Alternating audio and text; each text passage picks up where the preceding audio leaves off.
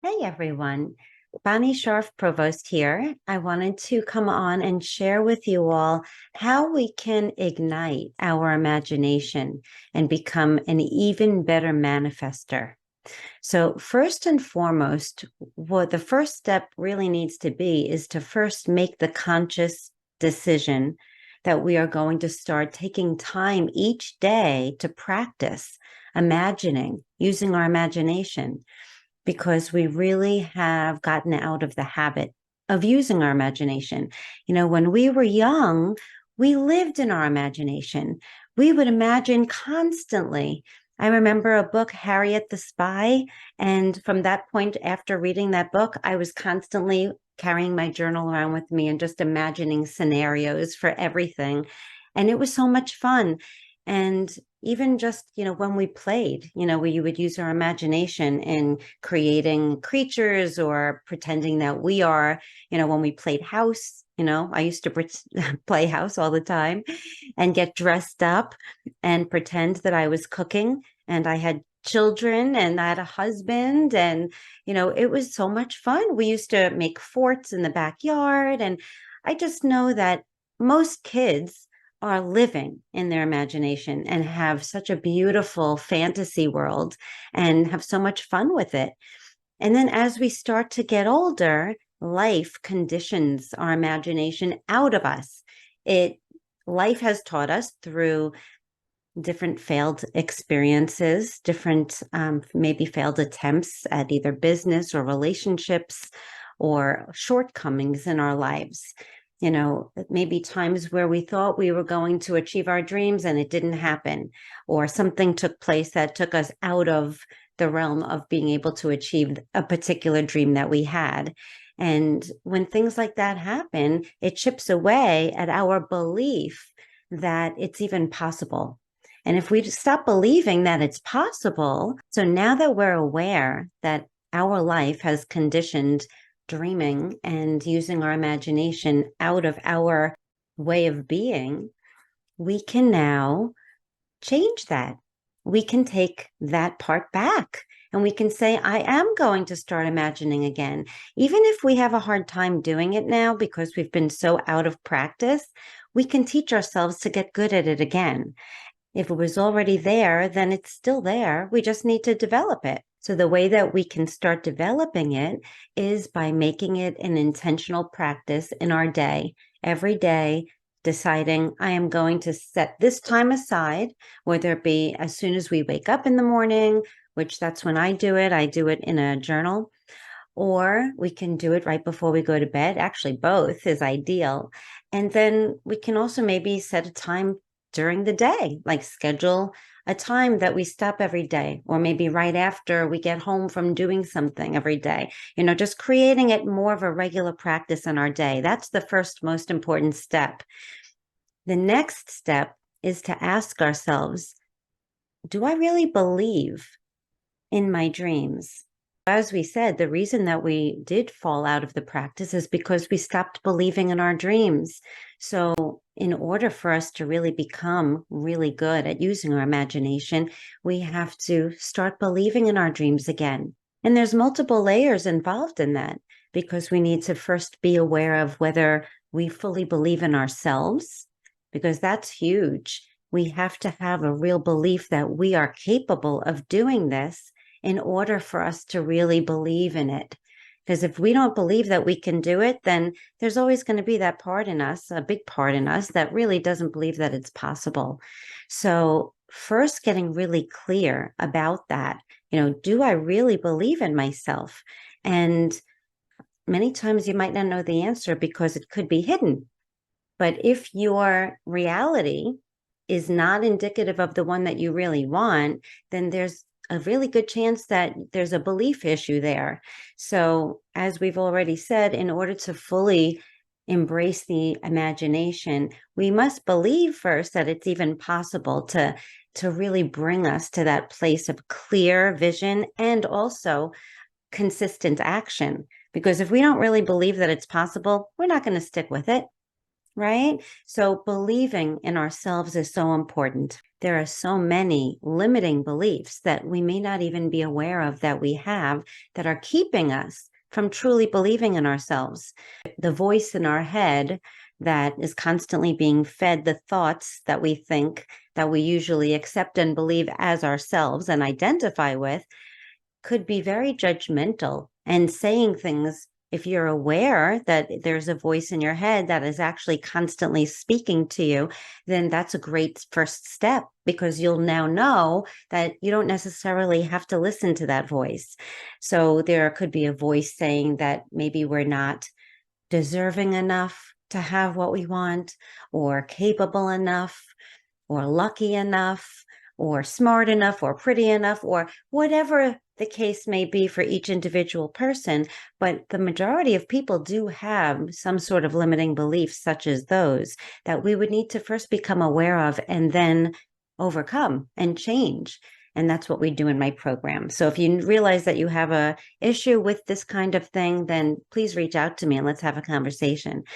The second kind of belief that we really need to be aware of how we are feeling about this is the belief in this work, believing that this work really does work, that it does make sense, that when we align with the energy of our desired outcome, then we call it into our reality faster.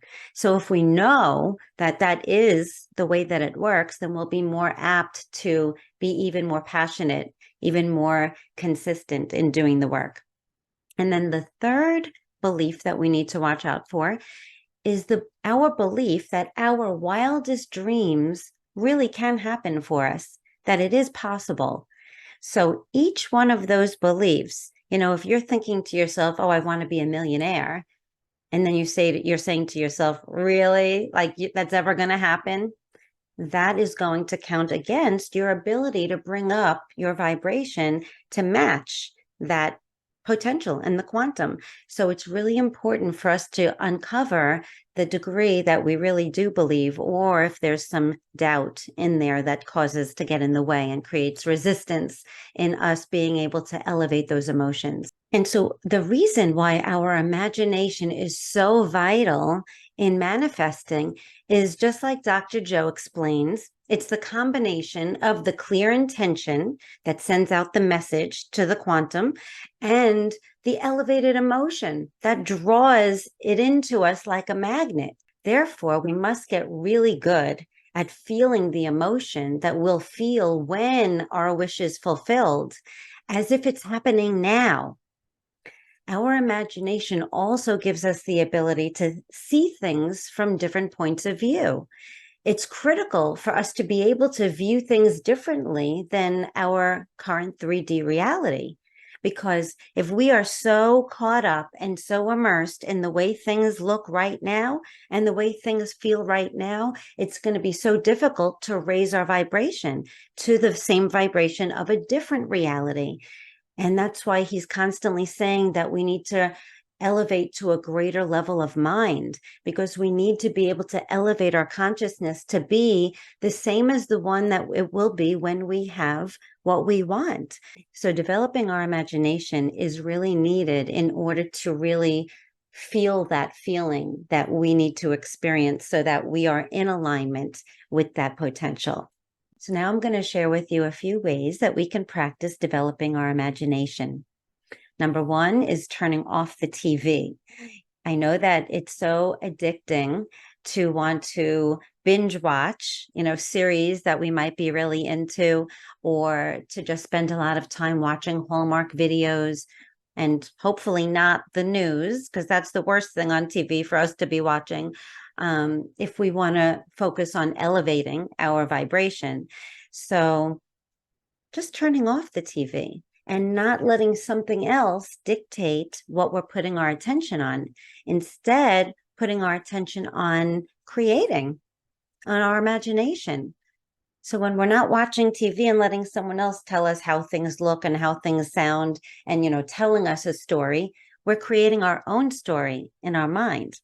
And then similar to turning off the TV is just spending time in stillness every day, taking time where there's no distractions and there's no other responsibilities that you're needed for at that moment, where you just take some time just to do nothing. You can just see what comes to mind. And if that's too difficult, then meditation or yoga is a really great way to just be in the stillness and be moving your body, or focusing on a guided meditation if you need something to focus your mind on. And then reading creative literature or watching creative films is always a really nice way to branch out our imagination. Instead of allowing entertainment to dictate our focus, us create the images in our mind rather than have it be fed to us on the TV or movie screen. Another way to increase your imagination is to listen to music that doesn't have lyrics. In fact, when you're listening to music without lyrics, maybe your mind will start making up lyrics and creating a song, and then writing for fun. How about writing the creative story, like I mentioned earlier when I was Harriet the Spy? Maybe picking something up like a journal and just not telling yourself what you're going to write about. Just maybe look around and create a story about whatever you see, about people in front of you, or about cars on the road, or animals nearby. Just writing, having fun writing a story, or writing your vision for your future. That's so powerful. There's so many fun ways that we can use writing with our imagination and creating. In fact, we can even create a new past. If something happened in our past that we would rather have gone differently, then how about creating a different path from that point forward and how that would have gone, right? That might be a lot of fun. You can also take up a hobby that involves creating, such as pottery or ceramics, or you can take up a new instrument and then write your own music. And then lastly, during the holidays is a really fun time to use your imagination. I actually have one of my overcomers in my group who gets dressed up with her husband every year as Santa and Mrs. Santa, and they go and do fundraisers for organizations. And she really steps right into that role. She's amazing. So having fun during the holidays, getting really into it, maybe dressing up during Halloween. So these are all ways that we can expand our imagination and become an even more powerful manifester. And as I had said at the beginning of this video, if you are aware that you are struggling with certain beliefs about yourself or about the ability to do this work, for it to work for you, not just other people, and that your dreams truly can happen, then reach out to me and let's see how we can improve that. Okay, everyone, have a wonderful rest of your day wherever you are. I'm sending you love, mwah, and I hope this was of value to you.